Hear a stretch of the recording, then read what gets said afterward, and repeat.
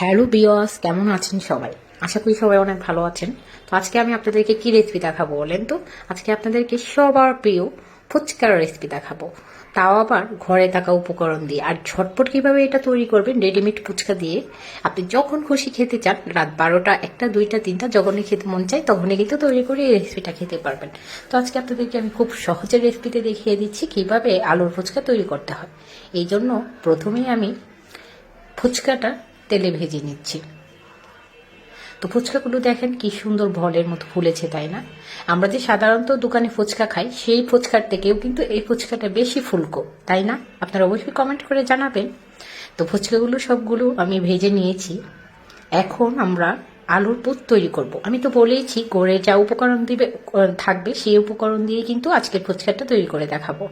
তো এটা কিন্তু পারফেক্ট ফুচকার রেসিপি না, আমি আবারও বলে দিলাম আপনাদেরকে। আমার মন চেয়েছে হঠাৎ রাত ফুচকা খাওয়ার জন্য, তো আমি ভাবলাম আপনাদেরকে এই রেসিপিটা শেয়ার করি। আপনারা যারা ঝটপট ফুচকা তৈরি করে ঘরে খেতে চান তাহলে আপনারাও এভাবেই খেতে পারবেন, এই জন্য কিন্তু রেসিপিটা শেয়ার করা। প্রথমে এখানে আমি আলুটা মেখে নিয়েছি সিদ্ধ করে, তারপরে এখানে কাঁচামরিচ কুচি, লবণ, চাট মশলা, জিরার গুঁড়া, ভিট লবণ, তারপরে পেঁয়াজ কুচি দিয়ে আমি একটু মেখে নিলাম। এখন আমি টক তৈরি করব।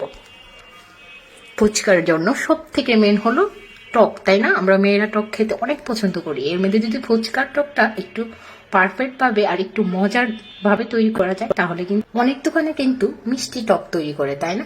তো আজকে আমি আপনাদেরকে টকটা একদম টক ভাবেই তৈরি করে দেখাবো।